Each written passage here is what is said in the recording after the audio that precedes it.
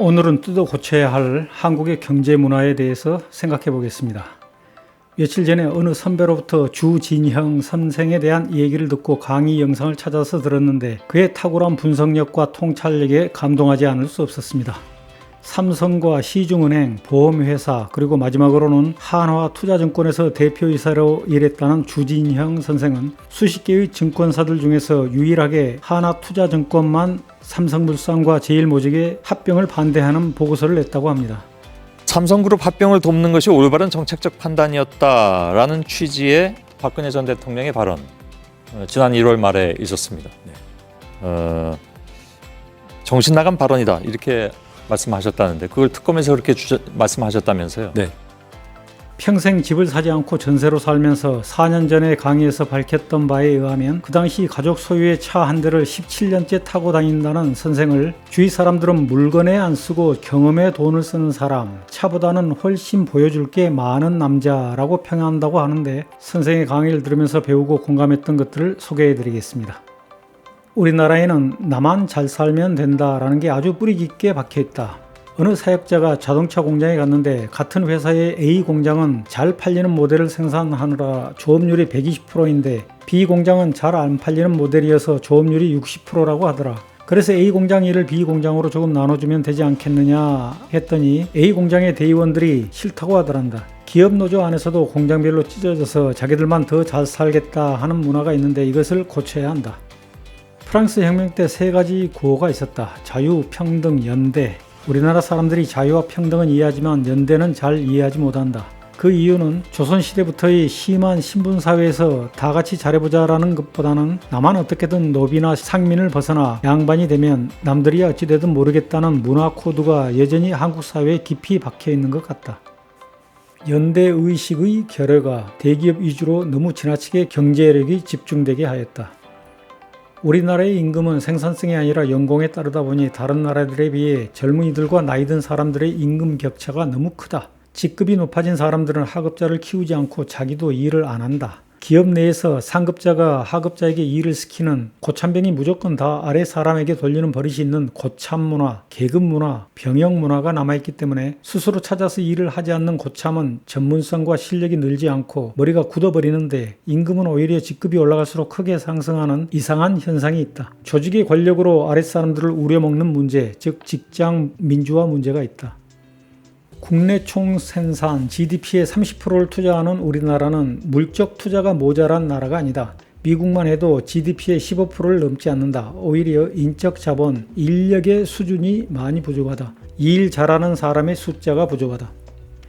대기업 오너들은 기업 가치가 올라가는 것을 원하기는 하지만 기업의 가치가 올라가기 위해서는 놓아야 하는 것이 있다. 그런데 그것을 놓지 않으려 한다. 그것이 뭐냐 하면 적은 지분을 가지고 컨트롤하는 기업 또는 상호 출자하여 컨트롤하는 왕국에서 돈을 빼먹는 맛, 그 맛은 놓치기 싫어한다. 속이려는 기업인들이 너무 많다. 사업 망하기 전에 돈을 뒤로 빼돌리고 재벌들의 횡령, 배임을 적발해도 판사들이 집행유예로 다 풀어준다. 재벌 기업은 사법기업부터 시작해야 한다. 한국에서는 너만 해먹냐 나도 좀 하자 하는 사고방식이 엄청 강하다. 조선시대의 관료들의 직급이 수시로 바뀌었던 이유는 모든 조직에서 탑의 자리는 하나밖에 없고 다들 그 자리에 앉아보고 싶어 하니까 권력자가 한 번씩 앉아보게 해서 그렇다. 나만 해도 회사 사장 그만두었는데 사람들은 나를 주진영 대표라고 부른다.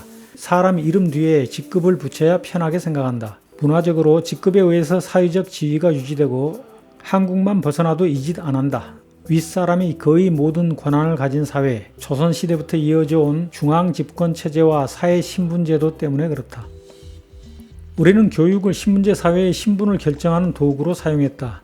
과거라는 것을 통해 양반이 되고 인류 학교를 가야만 현대판 양반이 되는 것처럼 조선시대적인 유교에서 온 신분제 생각이 머리에 남아있기 때문에 사회 전반적으로 사람을 학벌에 의해 판단하는 문화적인 코드가 밑에 깔려있다. 이것이 사회를 양분화시켜 원청, 하청 구조도 만들고 입시지옥을 만들었다.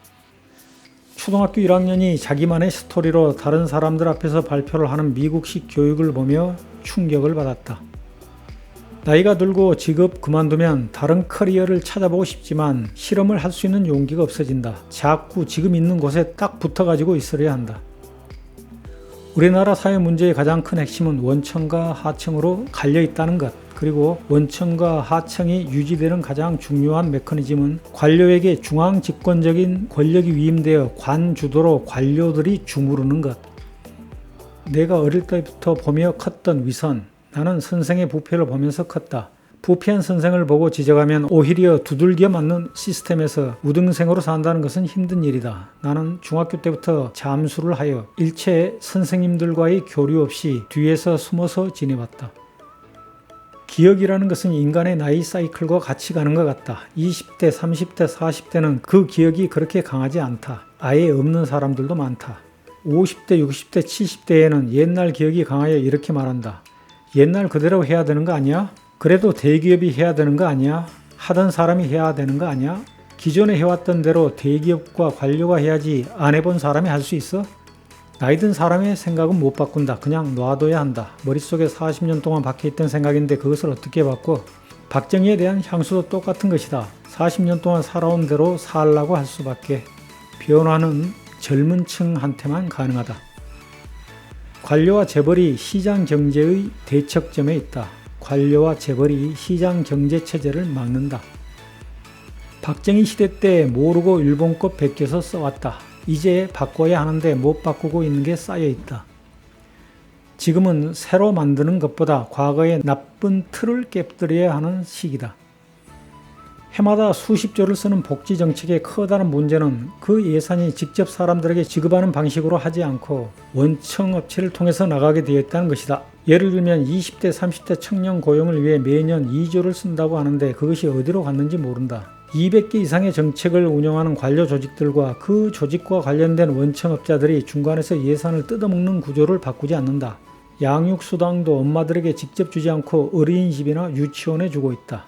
복지수당을 청년들과 엄마들에게 직접 줘야 한다. 그런데 그렇게 하지 못하는 이유는 중간에 그 예산을 주무르고 싶어하는 사람들이 있어서 그렇다. 권력을 갖고 있는 사람들이 제일 싫어하는 게 국민한테 직접 주는 거. 굉장히 싫어해요. 네. 그러고 나면 이게 뭐 중간에 빼먹을 게 하나도 없거든.